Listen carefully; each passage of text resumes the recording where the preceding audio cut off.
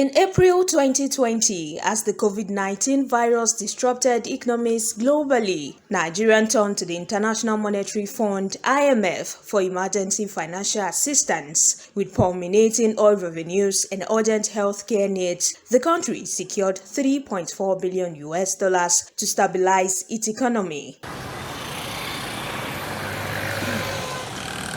5 years later, on April 30th, 2025, the federal government announced it had completed repayment of the loan, removing Nigeria from the IMF's list of debtor countries. A statement from the IMF confirmed Nigerians' full repayment of the COVID-19 emergency loan. According to the IMF's latest data, Nigeria is no longer among the 91 countries with outstanding credit, as listed in the report titled Total IMF Credit Outstanding Movement from May 1 to May 6, 2025.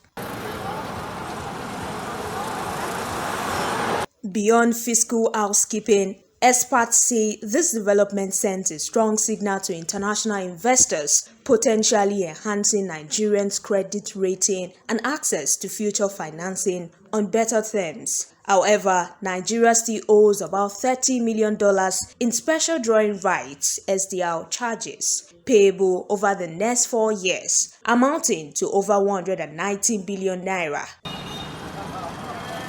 The IMF loan repayments may be a step towards economic restructuring, but for many Nigerians, the real concern is how it affects the prices of goods, their daily earnings, and the overall economic stability. To analysts, this repayment underscores a positive turn in Nigerians' fiscal management, while reinforcing the country's commitment to restoring macroeconomic stability. It's a welcome development. It actually helps our system. It actually helps Nigerian government not to pander to the dictates of IMF. Because if you are he who pays the piper dictates the tune.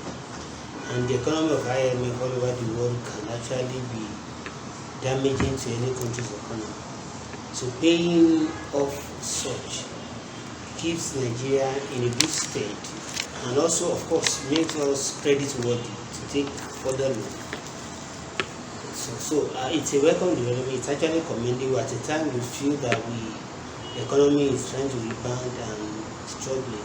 Yeah, the principal have been paid. So what is left now are just interest, $30 million or thereabout, which gives you a good position to draw up more. So if you need to borrow more, because you have paid the one that was outstanding, then you can then borrow more. So that gives us good standing. Again, that speaks to credibility of the government, because you can then go back to borrow. You never know, you may have that need to go back to borrow for one national priority or the other. Yet, Nigeria remains indebted to other multilateral lenders like the World Bank and African Development Bank. While the IMF loan repayment is commendable, economics emphasize the need for strategic borrowing, prioritizing loans that will generate long-term economic value. Distributing wealth in Nigeria is a major factor. Nigeria is blessed, but we cannot spread this because of our tendencies in Nigerianism. There is no nation that is not in debt.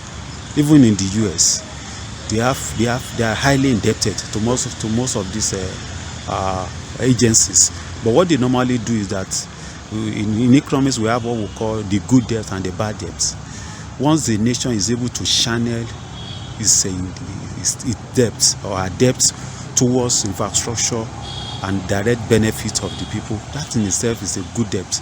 But once we have a debt that you can't really account for, that puts a nation in a kind of economic distress.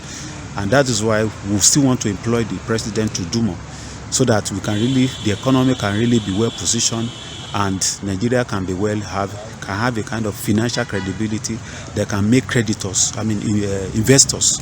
Calls are growing for increased transparency and for future debt to be invested in productive sectors that drive growth, create jobs, and reduce poverty. Blessing Obe, OSRC News.